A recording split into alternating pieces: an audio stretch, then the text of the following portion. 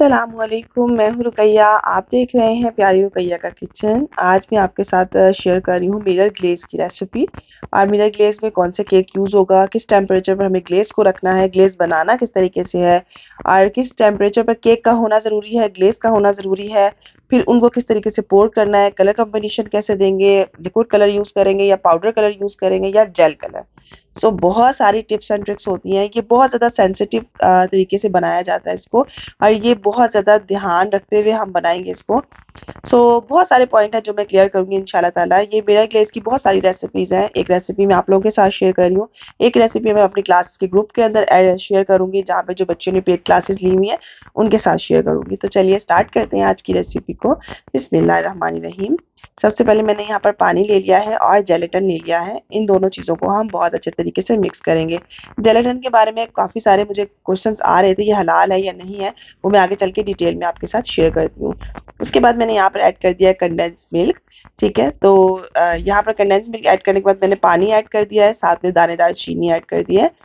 इन सब चीज़ों को हमने अच्छे से मिक्स करना है। साथ में ऐड कर देंगे हम वनीला एसेंस फ्यू ड्रॉप। और चीनी वाइट लेनी है, ताकि वाइट होगी ना तो उसमें जो भी आप लिक्विड कलर वगैरह कोई भी ऐड करेंगे, जेल कलर कुछ भी, तो वो बहुत अच्छा प्रोमिनेंट हो जाएगा। अभी मैंने इसको फ्लेम ऑन करके सॉसपैन को रख दिया ऊपर। मिक्स करने के बाद अभी मैं इसके अंदर जेलेटिन वाला लिक्विड डाल रही हूँ, पानी और जेलेटिन को जो मिक्स किया हुआ था। उसके बाद में अच्छे तरीके से इसे मिक्स करते जाएंगे।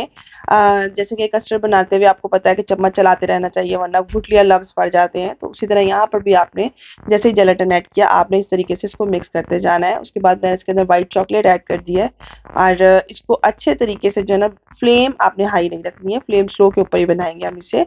और अच्छे तरीके से मिक्स करते जाएंगे। और यहाँ पर जो है ना, फ्लेम को हमने ऑफ कर दिया थोड़ी देर के लिए, ताकि चॉकलेट जल ना जाए। वाइट चॉकलेट थोड़ी सी सेंसिटिव होती है, उसको बहुत ध्यान से हैंडल करना होता है। इसलिए अभी मैं इस तरीके से स्पैचुला के साथ इसको इस तरीके से प्रेस करती जा रही हूँ, ताकि बहुत जल्दी से जो है ना वो मेल्ट हो जाए।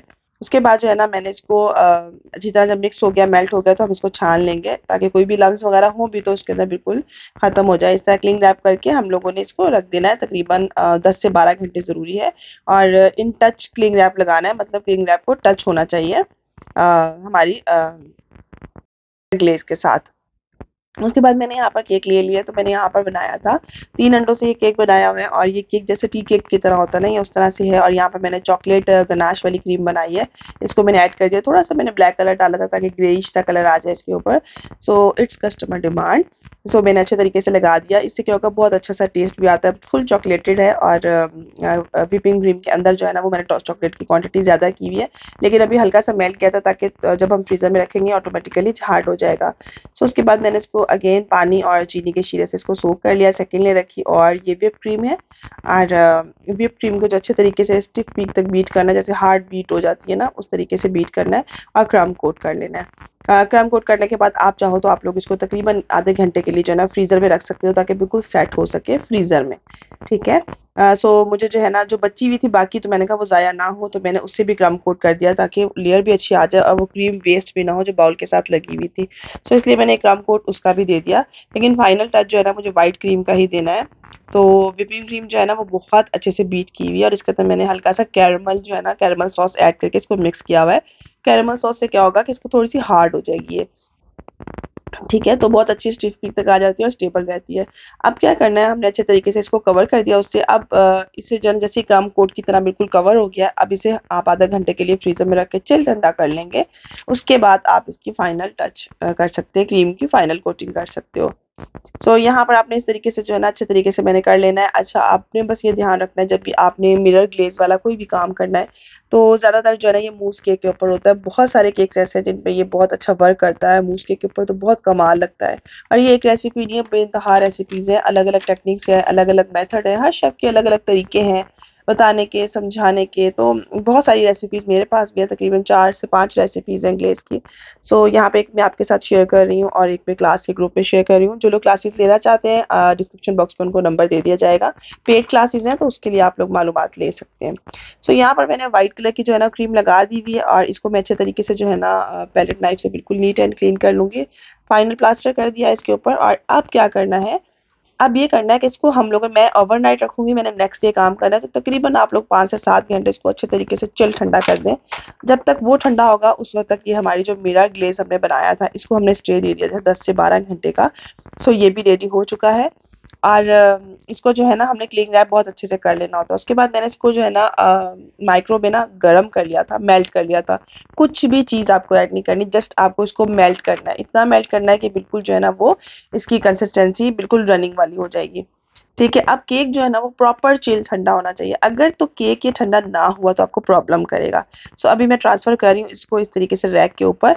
अच्छा, रैक के ऊपर रखने के 2-3 मेथड हैं। अगर आपको ये नहीं आएगा तरीका तो आपने नीचे जो है ना इसका बोर्ड, केक का बोर्ड उसी के साइज़ का रख दो ताकि आपको उठाने में प्रॉब्लम ना हो। सो यहाँ पर जो है ना मैंने इसको मज़ीद जो है ना वो पतला कर लिया, मतलब गरम कर लिया था। और इसके अंदर मैं वाइट कलर ऐड कर दिया। मैंने वाइट कलर इसलिए ऐड किया है क्योंकि जब वाइट नहीं होगी ना ग्लेज़ तो उसके बाद जो बाकी कलर्स हम ऐड कर रहे हैं वो प्रोमिनेंट नहीं होंगे और अच्छे से नहीं आएँगे। आप कलर कॉम्बिनेशन अपनी मर्ज़ी का ऐड कर सकते हो। इसके अंदर पाउडर कलर ऐड करो, लिक्विड कलर ऐड करो, जेल कलर ऐड कर लो, कोई इश्यू नहीं होता है इसके अंदर। ठीक है, हर कलर को एब्ज़ॉर्ब करता है, बहुत अच्छे से निकल कर सामने आता है कलर।